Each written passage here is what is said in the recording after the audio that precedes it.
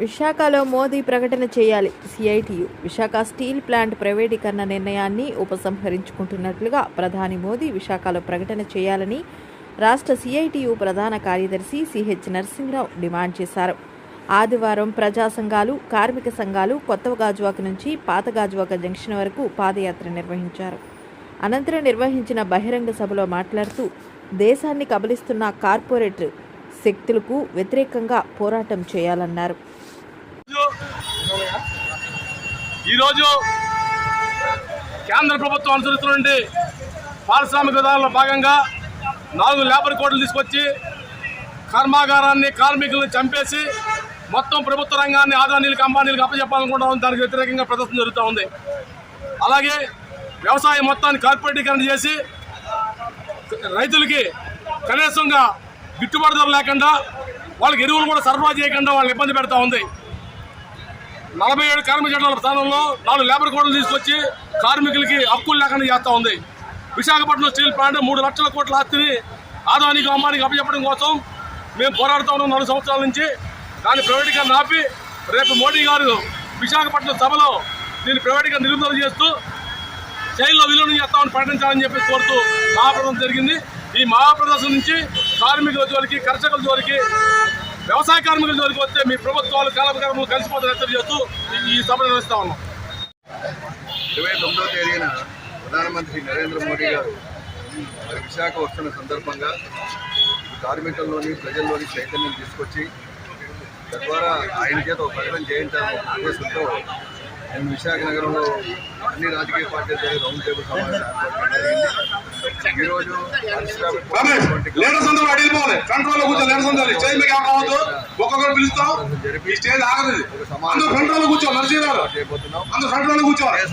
27వ తేదీన మేధావులతో సదస్సు పెట్టి తేదీన ఉదయం నుంచి 29వ తారీఖు రాత్రి వరకు 26 గంటల పాటు నిరాహార దీక్ష కూడా చేపట్టాలని, తద్వారా కేంద్రంపై అన్ని రకాల ఒత్తిడి తీసుకురావాలని విశాఖపట్నం స్టీల్ ప్లాంట్ ప్రభుత్వం అలానే ఇది మైన్స్ లేని కారణంగా ఈ శైలిలో విలీనం చేస్తామని స్పష్టమైన ప్రకటన చేయించాలని డిమాండ్తో మహాప్రదర్శన కార్యక్రమం చేపట్టడం జరిగింది.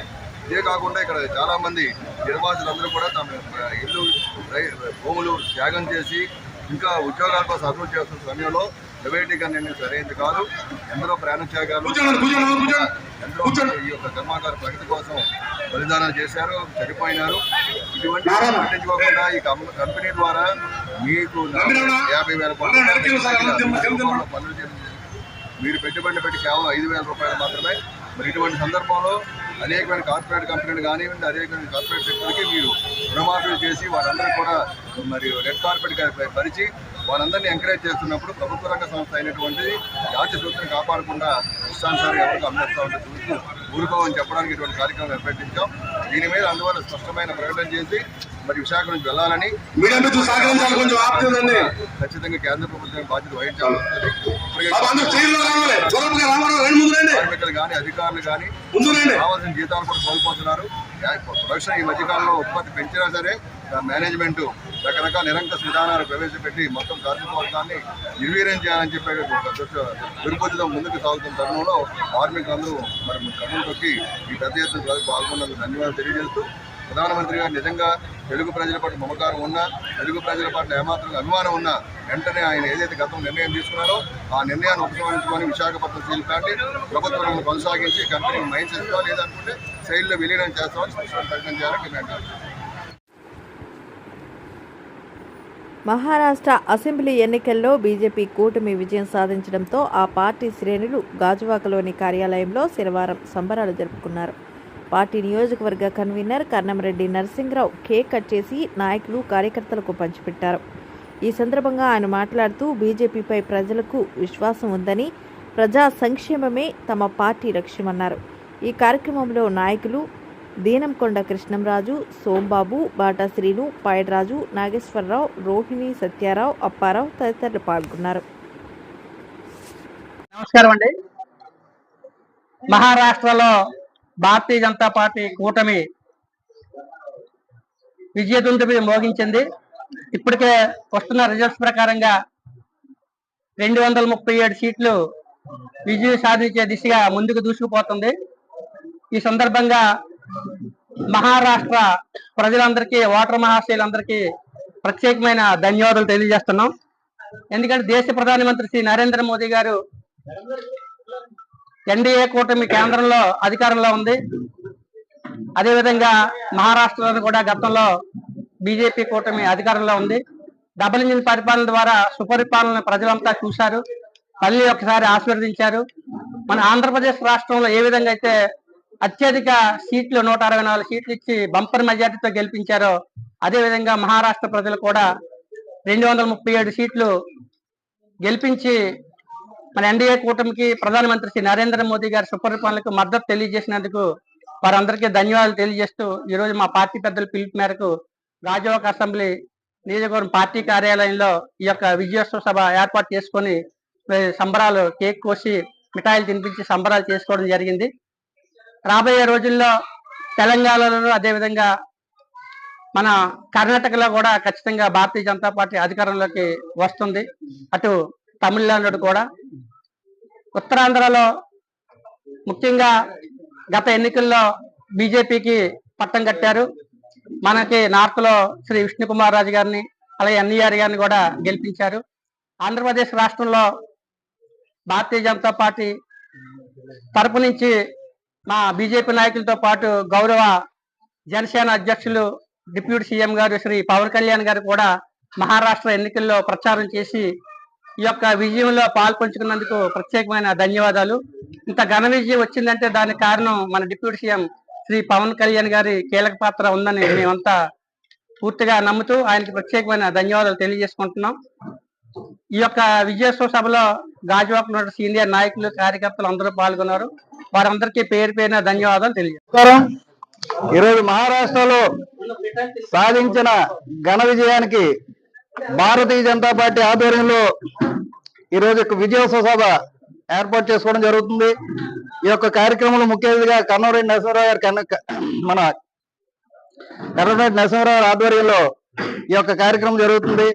భారతీయ జనతా పార్టీ సీనియర్ నాయకులు వార్డు నుంచి అందరూ కూడా వచ్చి విజయోత్సవ సభలో పాల్గొన్నారు. అందరికీ ధన్యవాదాలు తెలియజేస్తూ, ఏదైతే వాజ్పేయి గారు, అద్వానీ గారు అట్టడుగు స్థాయిలో, క్రింది స్థాయిలో ఉన్న వాళ్ళందరికీ ఫలాలు ఏదైతే అందాలని భారతీయ జనతా పార్టీ ఆ దిశగా పనిచేస్తుందో, అదే విధంగా ఈరోజు నరేంద్ర మోడీ గారు ఆ దిశగా పనిచేస్తూ సబ్కా సాత్ సబ్కా వికాస్ అన్న నినాదంతో దేశం మొత్తం మీద కూడా భారతీయ జనతా పార్టీ యొక్క ఫలాలు ఈరోజు మహారాష్ట్రలో ఫలితం వచ్చిందంటే కేవలం భారతీయ జనతా పార్టీ తీసుకున్న విధానాలే కారణమని తెలియజేస్తూ ఈ యొక్క విజయోత్సవంలో పాల్గొన్న వారందరికీ ధన్యవాదాలు.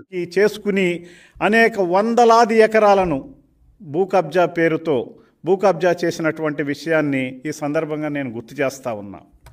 ఇటువంటి భూ కబ్జాకోరుల నుంచి కాపాడటానికి కూటమి ప్రభుత్వం 2024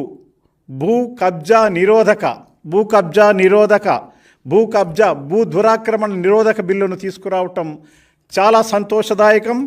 ఆంధ్ర రాష్ట్ర ప్రజలకు ఆనందదాయకమని సందర్భంగా నేను తెలియజేస్తున్నా.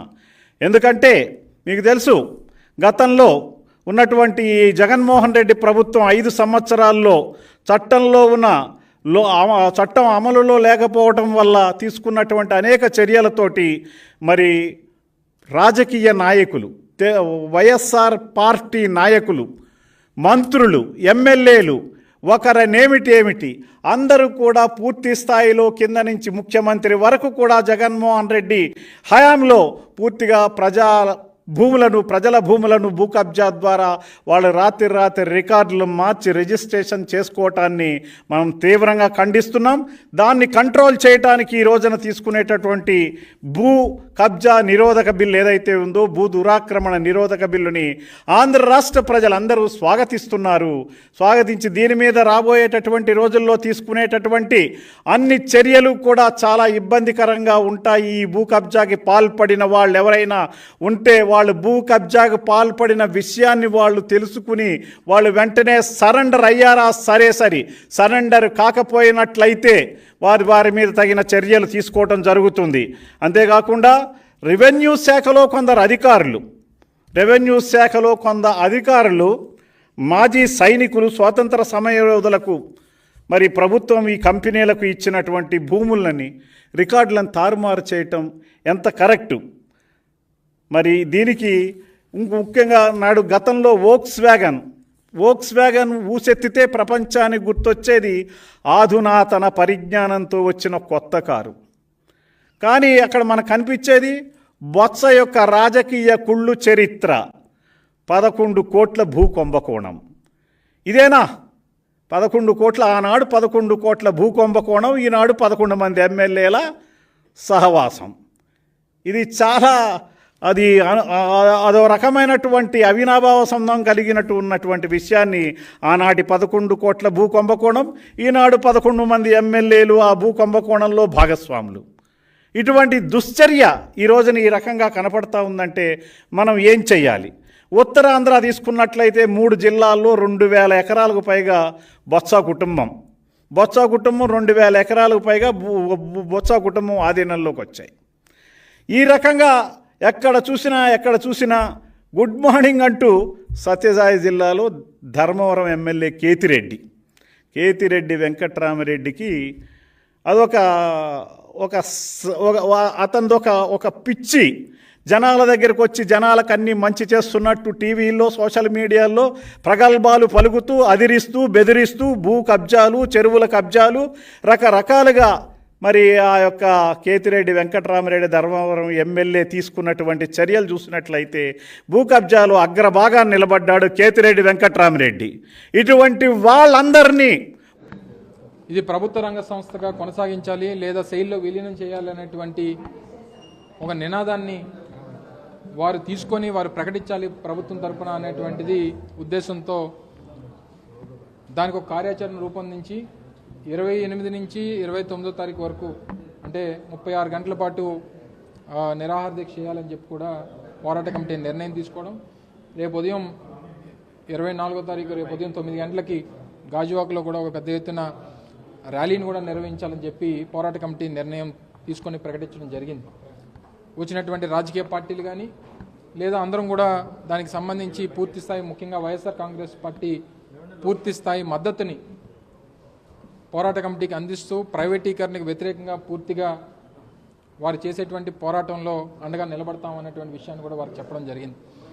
ముఖ్యంగా ఇప్పుడున్నటువంటి కూటమి ప్రభుత్వం గతంలో వైఎస్ఆర్ కాంగ్రెస్ పార్టీ అధికారంలో ఉన్నప్పుడు పూర్తిగా స్టీల్ ప్లాంట్ ప్రైవేటీకరణ అంతా కూడా వైఎస్ఆర్ కాంగ్రెస్ పార్టీ చేస్తున్నట్టుగా, వైఎస్ఆర్ కాంగ్రెస్ పార్టీ వల్లే ప్రైవేటీకరణ జరుగుతుందని చెప్పి ఒక ప్రచారాన్ని అప్పుడు విజయవంతంగా వారు చేయడం, ఎన్నికల్లో దానివల్ల వాళ్ళు లబ్ధి పొందడం, అధికారంలోకి రావడం.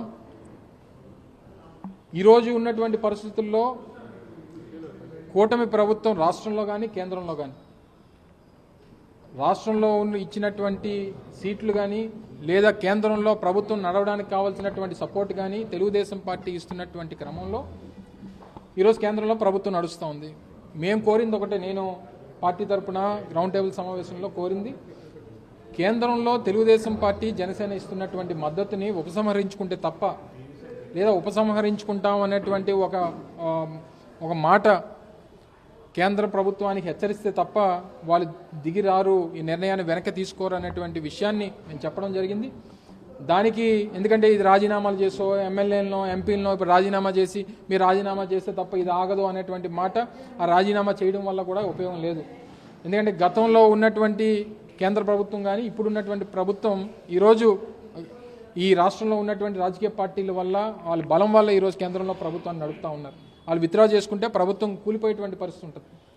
గతంలో ప్రత్యేక హోదా కోసం మీ రాజకీయ అవసరాల కోసం ఆ రోజు లాస్ట్లో ఒక సంవత్సరాల ముందు 2019 ముందు సంవత్సరాల క్రితం ముందు మీరు విత్డ్రా చేసుకొని ధర్మ పోరాట దీక్షలు అని చెప్పి పెద్ద ఎత్తున మీరు ఉద్యమాలు చేశారు కదా. మరి ఈసారి కూడా మీరు ఆ ఉద్యమాన్ని ఏ రకంగా ఈరోజు స్టీల్ ప్లాంట్ కోసం మేము ఉపసంహరించుకొని ఉద్యమం చేస్తాం లేదా మీ ప్రభుత్వం కూల్చేస్తాం అనేటువంటి మాట ఎందుకు చెప్పరు? మీరు చెప్పాలని. రాబోయే 5 సంవత్సరాలకు కూడా 5,36,5.36 లక్షల కోట్ల రూపాయలతో మరొక 3 కోట్ల ఇళ్ల నిర్మాణం చేయడానికి అని చెప్పని సంకల్పించుకుంది భారత ప్రభుత్వం. ఆంధ్రప్రదేశ్ విషయానికి వస్తే కనుక పట్టణాలలో 1.37 లక్షల ఇళ్ళని కేటాయించింది.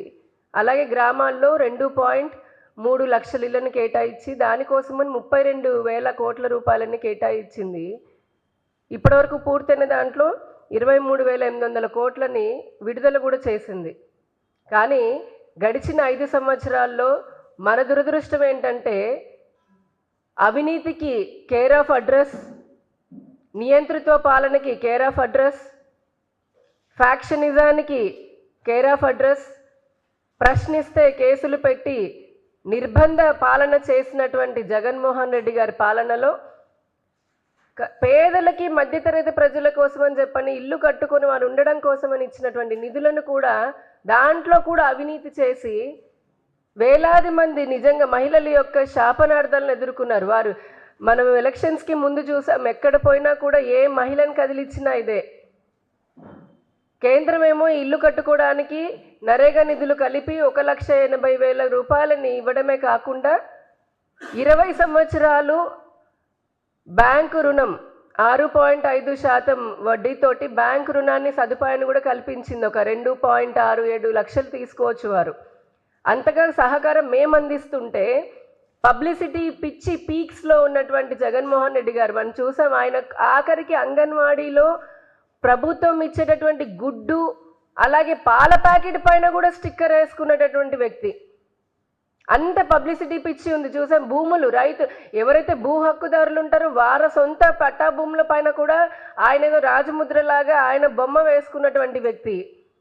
ఈ ప్రధానమంత్రి ఆవాస్ యోజన కూడా వైఎస్ఆర్ అని, ఇది కేంద్ర ప్రభుత్వ పథకం, దానికి వైఎస్ఆర్ అని చెప్పని తగిలించి ఆయన క్రెడిట్ కొట్టేద్దామని చెప్పని చేసిన పనికి కేంద్ర ప్రభుత్వం ఎన్నోసార్లు హెచ్చరించింది. ఇది దేశమంతటా అమలవుతున్నటువంటి కేంద్ర ప్రభుత్వ పథకం, దీనికి కొన్ని నిబంధనలు ఉంటాయి, అది ఏ రాష్ట్రము మీరకూడదు అని చెప్పినా మళ్ళీ ఆయన సొంత లోగో పెట్టుకొని వైఎస్ఆర్ అని చెప్పని పథకం పేరు మార్చాలని చేసిన ప్రయత్నంతో అప్పట్లో కేంద్ర ప్రభుత్వం 4,000 కోట్లను ఆపేసింది. ఎందుకంటే కేవలం పేరు మార్చిందనే కాదు, ఈ కట్టని ఇళ్ళను కూడా కట్టేశాము అని చెప్పని అబద్ధాలు చెప్పి ఒక రాష్ట్ర ప్రభుత్వం కేంద్ర ప్రభుత్వానికి అబద్ధం చెప్పి రికార్డ్స్ పరంగా చూపించినందుకు అది కేంద్ర ప్రభుత్వం సర్వేలో అబద్ధమని తేలినందుకు 4,000 కోట్ల రూపాయలను ఆపాం. అలాంటి పాలన చేసినటువంటి వ్యక్తి ఎంతోమంది కోట్లాది మంది పేద ప్రజల యొక్క వారి బతుకు పైన కొట్టినటువంటి వ్యక్తి జగన్మోహన్ రెడ్డి గారు 5 సంవత్సరాల పాలనలో జరిగిన అక్రమాలను తలుచుకుంటే ప్రతి ప్రజలకు గుండె రగిలిపోతుంది.